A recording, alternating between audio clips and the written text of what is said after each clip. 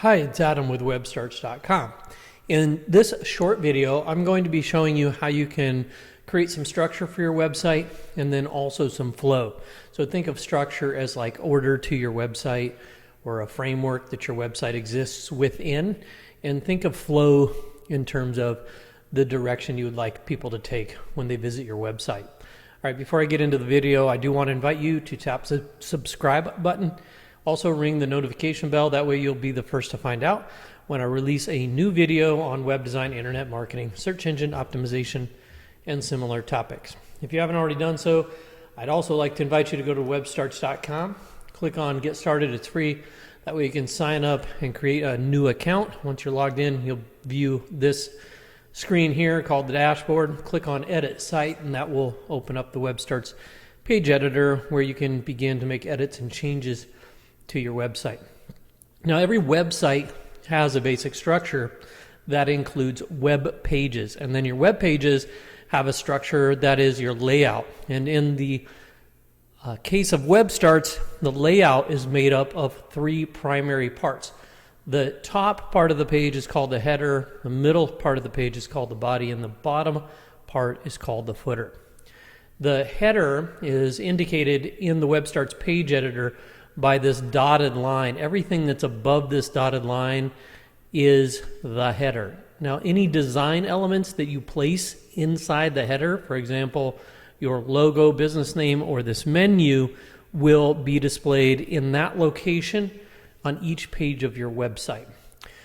That is done so that your website has some continuity, and so the people visiting your website can always find their way around by clicking on these links to other pages.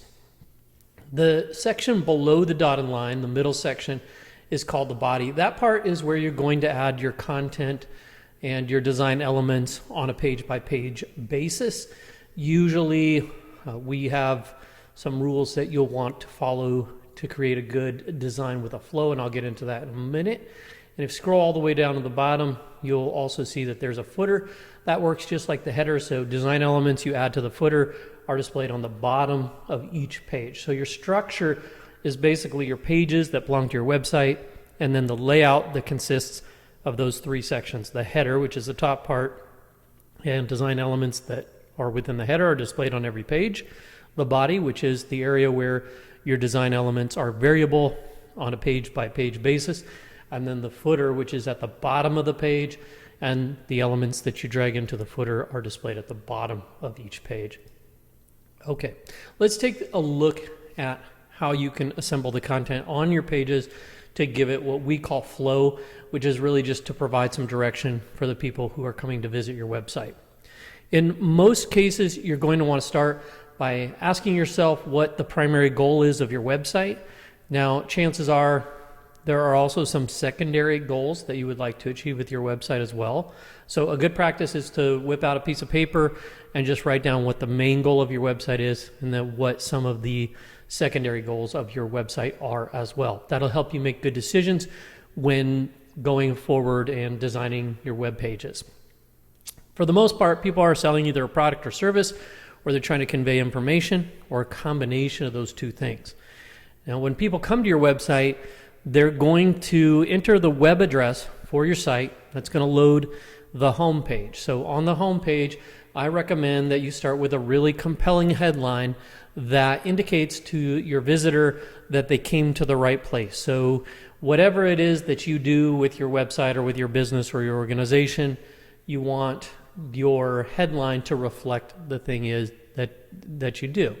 And here you can see that I have this headline that says create a free website, blog, or online store. Of course, that's what WebStarts does. And then just below that is a subheadline that says the website builder for people who build websites.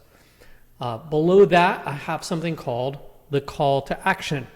The call to action just answers the question, what do I do next? So if somebody comes to this page, they see it's about a website builder, they want to go ahead and sign up, they click on the button. That answers the question, hey, I like the information I see here. I want to know what to do next, and it's click on that button.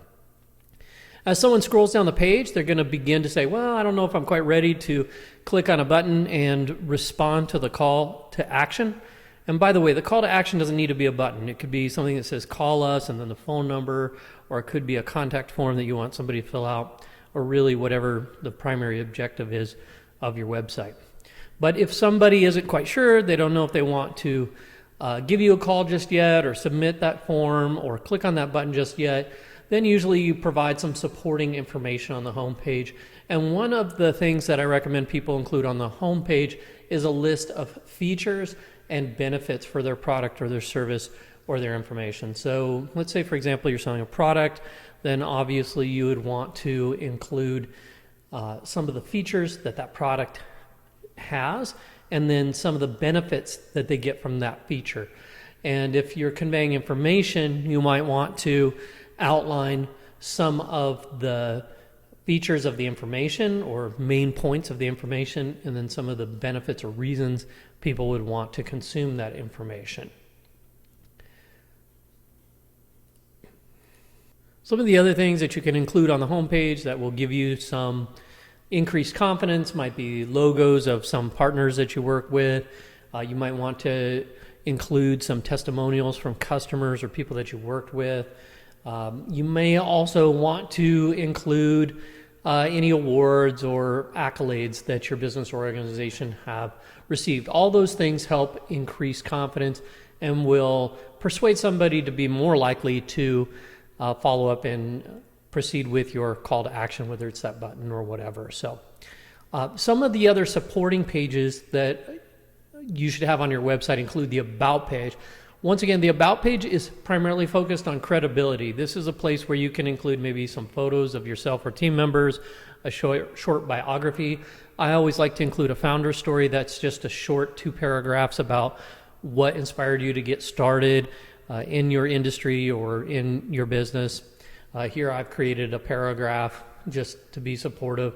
And then if you're, let's say, an organization, let's say you're a church or your sports team or something like that, the contact page is a great place, or even a business, of course, is a great place to include your phone number, a contact form, but also like a map, a physical address for the locations, as well as maybe like service times or game times, that kind of thing.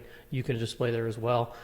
There are a lot of other pages that you might want to include on your website, depending on what some of those secondary objectives are. So for example, I mentioned sports teams and organizations, churches, that sort of thing.